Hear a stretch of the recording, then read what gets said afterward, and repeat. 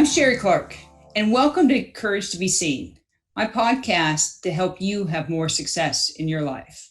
I want to give you the tools and techniques and strategies so you too can have the courage to be seen. It's been about 2 months now since here in the US that we've all been in this kind of stay at home scenario. And a lot of states are starting to open up. And this is a stressful time. And I want to remind you that we actually talked about stress, reducing stress and minimizing stress last month. So if you didn't listen to that podcast, you can find it on my website, couragetobeseen.com. You can go to the media page there, and there's a link to the podcast. It also is on whatever your favorite, podcast streaming service is. You can find it there. So if you haven't listened to it and you're having a lot of stress in your life, I encourage you to check out last month's podcast. So I'm curious, with the world starting to open up, everything in the United States at one stage or another, depending on where you live, is starting to open up. How are you doing? Now, I'm not asking that because I'm interested in what your kind of political opinion is of, do you think we should be opening up, or what side you are on of, do you agree we should be opening up faster or slower? No, I'm really actually curious, how are you doing? How are you feeling? Are you overwhelmed?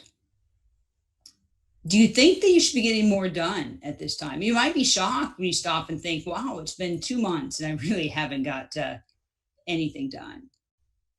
Are you getting stir crazy? Or you can't wait for things to open up? Or would you rather just stay at home for a while longer? You're kind of like your cocoon, your safety net. So if you haven't thought about it, take some time and think about, personally, how are you feeling? How are you doing? Let me give you a little kind of summary, and how I would answer this question about myself. That I try to embrace this time. That I think when you're going through a big bunch of change, when it's forced upon you, that you can use it as a catalyst to try to drive some improvements in your life. And so that's what I did. I started 2 months ago. I decided, you know what, if we're going to go through this, let me make some improvements that I've been wanting to do anyway, and maybe slowly, but it's kind of time to go all in. I started to eat really healthy. I started to exercise, even more so. Even though I normally would exercise, I focused on it every day. I wanted to get some exercise in.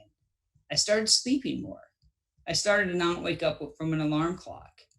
I took time out each day to try to mentally unwind. And I have to admit, I feel great right now. I feel grounded. I feel happy.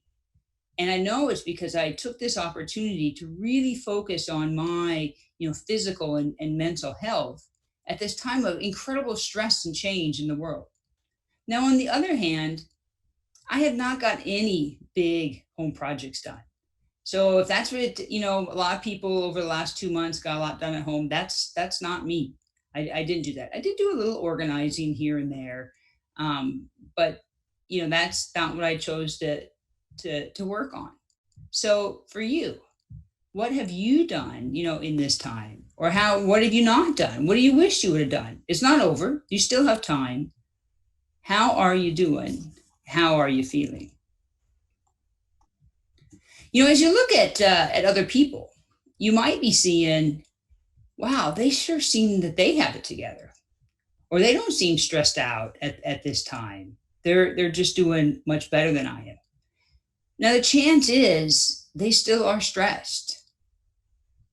They really probably are feeling just as stressed out as you are, but for some reason, right? They don't seem that way. They have more resiliency. They have the skills to get through this incredible change. And that's the topic that I want to talk about today. How can you be more resilient? And why is this so important?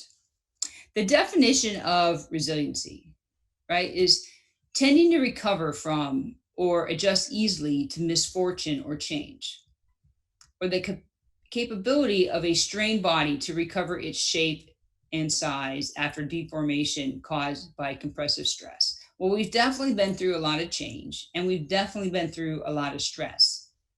And so, how resilient are you? Some synonyms are elastic, flexible, stretchy. Would you describe yourself as flexible? If you want to be resilient, you have to be. That's why this is so important, and that's why I think this is the topic that we should discuss today. So we can, because we can talk all the time about how to reduce stress and how to try to live and minimize the stresses that you have, but to really be successful, to really get through trying times, you need to be resilient. Your level of resilience will determine how that you will cope with problems and setbacks. It'll give you the strength that you need to overcome stress and hardship. You can think of it as a mental reservoir that you have, right? You can draw on it when needed. The more resiliency you have, the more capability that you'll be able to draw there in times of need. And it doesn't matter what the challenge is. It could be job loss or financial stress that maybe we have like right now, or sickness or death. Some people fall apart when they have these challenges and stresses in their lives. And other people seem to have strength and power from within to get through them. And that's how I want you to be. I want you to build up and have the capability so you can be resilient. And so your goals and objectives and plans and dreams and desires still can be true. You can still make 2020 your best year yet. Despite all this change and challenge that we have, you can still decide how you want the overall year to be. So you can still feel stress, grief, distress, heartache. The question really is, do you have the tools and techniques and strategies to be able to have the strength to overcome and get through this time and this challenge? So, over the last 2 months, I told you what I've been doing. Well, what would the opposite be? And maybe that's what you've been doing. Had you been eating too much? It's interesting, right? The CEO that make Oreo cookies, they said their sales are way up. And so it's one thing when people bought a lot, like right away, when everyone's going home and people are buying toilet paper and purchasing a lot. They said no, it is kept up through this whole stay at home time. So unless people, and this is a quote from him, was that unless people are building Oreo forts at home, they really are eating them. So people are gravitating towards comfort food. A lot of people, they also say alcohol sales are way up. So are you maybe drinking a little bit too much? Do you spend a lot of time watching TV? And unfortunately, in time of stress, people skip exercise when it's one of the times that they could use it the most. All these things are tools that sometimes we use at times of stress. Unfortunately, none of them really are beneficial for you. They help in the short time, and sometimes you just need that little bit of getaway. And I'm not going to say that I don't do any of them, but when it's day after day, and if they're not really helping you get to where you want to go from a long term standpoint, they're not tools to put in your toolbox to help you. So instead, I want to give you the tools that you need so you can be more resilient. You can draw on them to get through your times of challenge. I really learned these lessons many years ago. And I've drawn on them, especially in the last couple months. That I've mentioned on the podcast that I have a special needs son, and but I haven't really gone into a lot of details, about him. And we don't really have time in this podcast to go into everything. But let me give you just a little bit of a summary. That when he was born, he spent 63 days in the NICU. Even after he was discharged from NICU and came home, he had a lot of medical issues. And we were in and out of the hospital his first few years of his life all the time. Spent a lot of time in intensive care. And I'm talking like hundreds of days in the hospital. Many times on life support. I lost count how many times that he had to be on a ventilator. These were very, very challenging times for me and my family. In addition, we have another son that's 3 years older, and we did not live by our family. So we lived across the country. So me and my husband, and we know we had friends we drew on stuff for support, but it was an incredibly challenging time that we had to learn how to get through this. And the skills I learned to really survive then are the skills that I have found myself, especially in the last couple months, drawing on today. The good thing is we did survive it. We did get through it. And just a couple weeks ago, we celebrated my son's 16th birthday. So yes, it was very challenging his first few years, but life does get better, right? During this time though, where he was so sick and so in and out of the hospital, my husband and I, we had to make a decision how we were going to live our life. We could have put him in a bubble. We could have put my son in a bubble and tried to protect him from the world, like just kept him at home, no visitors, everything incredibly sterile and clean, and try to keep him from getting sick. That's not the life that we decided to live, though. We wanted our son to live life. We realized there were some risks to that, but we decided to go forward anyway. Now, we couldn't really fly with him because he had oxygen and TPN and all of his equipment, and we had a fifth wheel trailer, and we went camping a lot. So we just loaded his oxygen and all of his medical supplies into the trailer, and we went camping. My son didn't grow up knowing or feeling that he had special needs, because we wanted to give him every opportunity to live his life to the fullest. And that is how you live your life, resilient. That is learning those lessons is what we are drawing on today, especially in this time of the COVID-19, because we're having to almost make kind of similar discussions of how much do we isolate our son. We don't want him to get this because we don't know what it would do to his lungs. And so when you go through that, you can draw on this in the future. So what my challenge to you is to choose, despite everything going on, to still make 2020 your best year yet. And so you maybe feel a lot of anxiety right now, and you can think of anxiety around the overestimate of danger and the underestimate of your ability to cope. So if you want to have less anxiety, you want to be more resilient, what we need to do is either to reduce your estimate of the danger or give you the tools so you can have the ability to cope. And that's what we're going to focus on. I'm going to give you a list of things that you can start working on to build your reservoir, to build that resilience that you can draw on in times that are challenging. So the first one is you need to have clear goals and direction. When you have a clear purpose to what you're doing, to your life, to your week, to your day, it's so much easier when you know what your actions should be and why.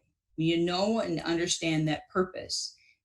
When the challenges come up, it's easier to face them. It's easier to overcome. So the first thing I'm going to suggest, so you have clear goals and direction, is you need to write them down. Write down what your goal is, write down the action plan. Even write down what you intend, why you're taking the action. What will the outcome be? Now, when you have big goals and big actions, you really need to break them down so that way you can understand what a specific action, if you accomplish that, how it'll help you reach your goals.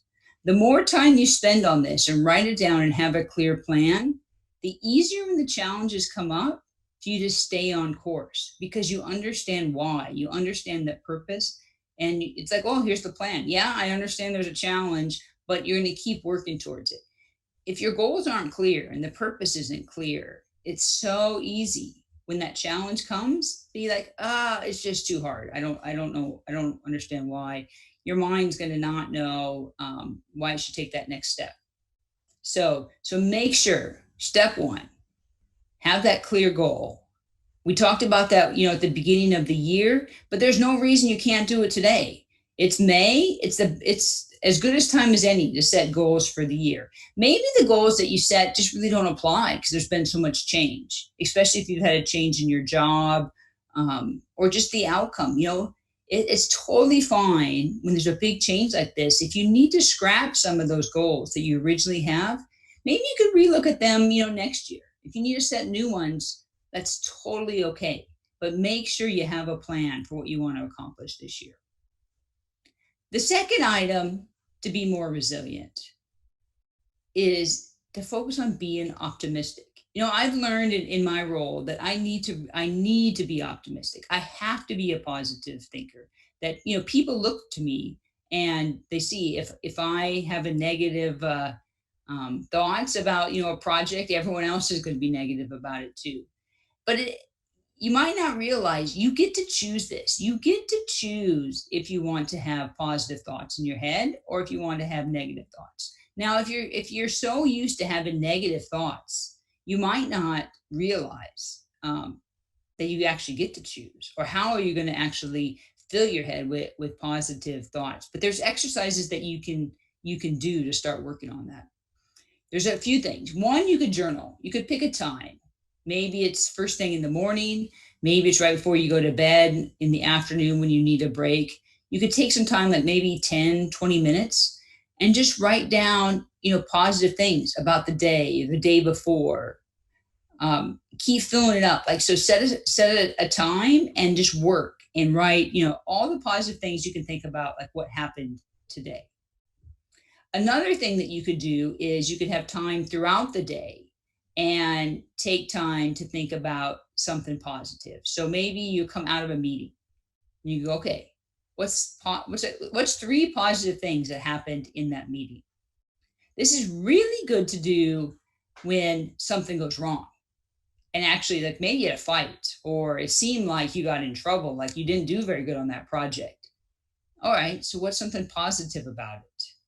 Maybe you got some feedback that you don't like, but you actually it will help you do better. So practice filling your head with positive thoughts about a situation. The more you do this, the more it become natural, and you'll be looking for the positive things throughout your day.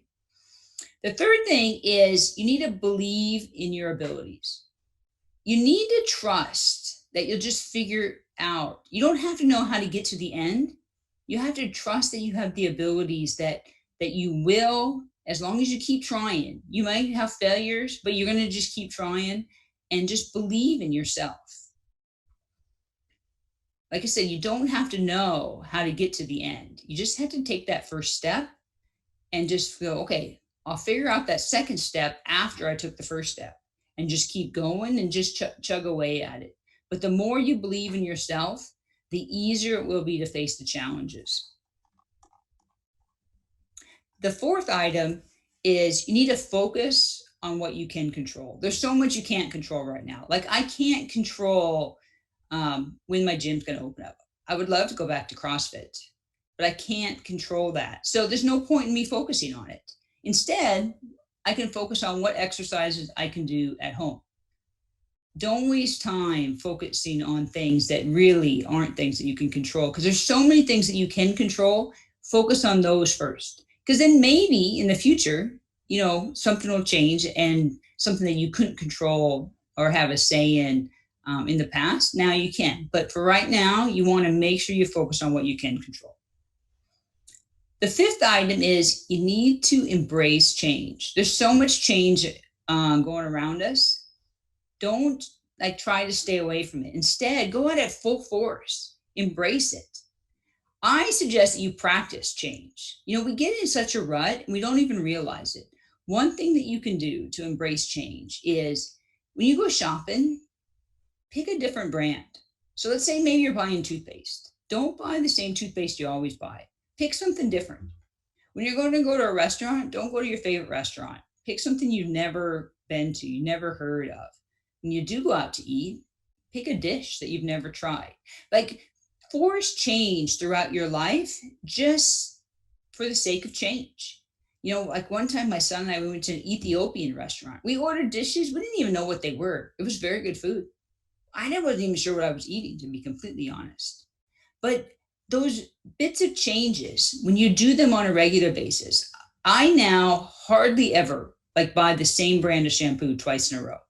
Let's just change it up. Let's just practice, getting different things. Now, there's a few things, of course, you love that certain brand, but don't let that be throughout your life. Find ways to practice embracing change, just if it is buying different brands, taking a different road home. There's all kinds of things you can do, but find ways to embrace change. The sixth item is have a strong network. You need to set up your network before you need it. And this needs to include your friends. It needs to include advisors, mentors, coaches. Maybe it's therapists that you might have to draw on. But I do recommend that you give first, you set up and maintain these relationships. And then when you need them, you could actually go to them for advice. You could go to them for help and for assistance. But if you don't have the network set up in advance, it won't work, because you can't try to set up and develop trust with somebody when you're really coming from a position of need. The seventh item is so important, and it's self-care. You need to take care of yourself.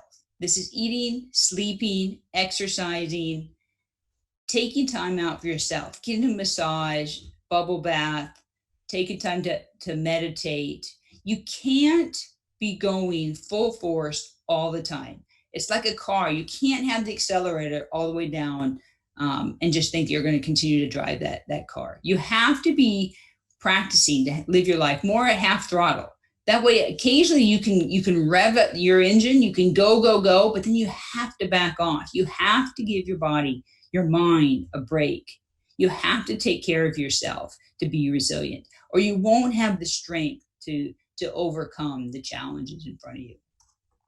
The eighth item is problem solving skills. And you can practice these.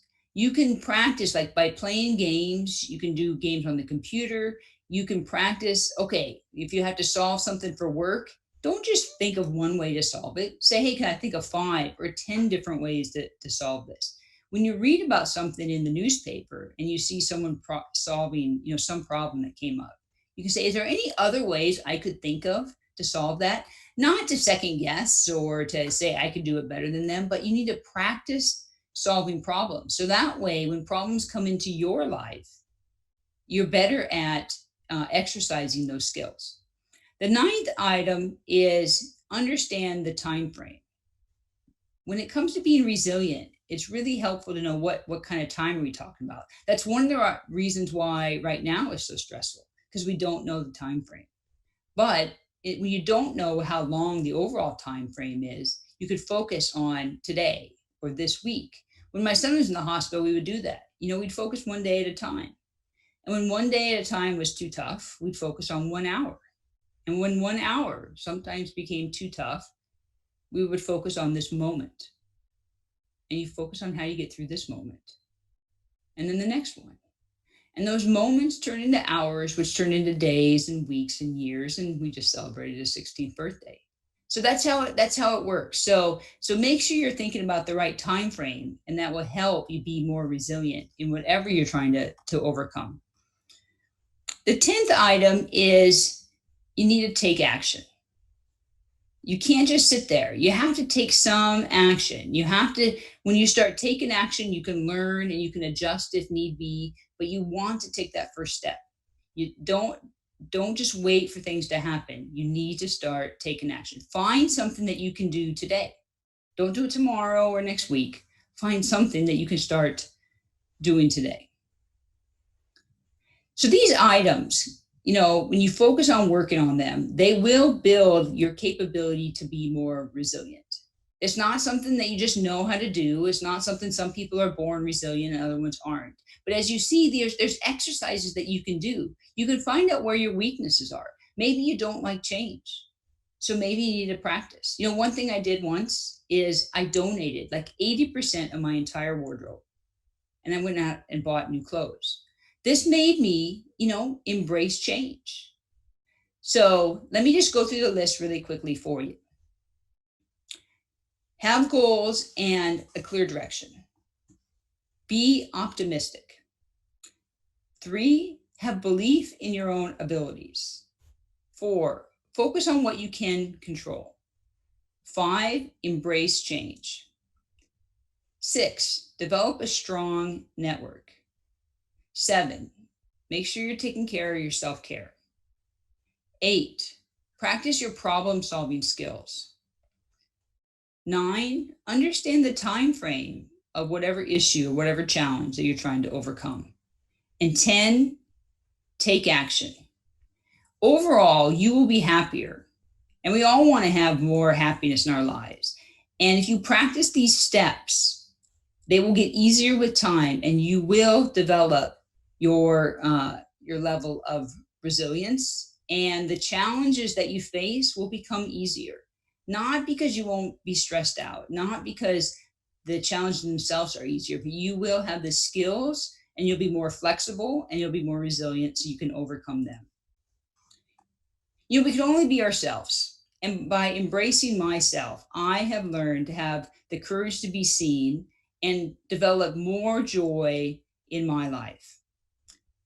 I want you to also, have the courage to be seen so you can experience the joy and the success in your own life. I invite you to check out my website, couragetobeseen.com. There you can find more information on my coaching program, the ACEs program. You also can find all my contact information.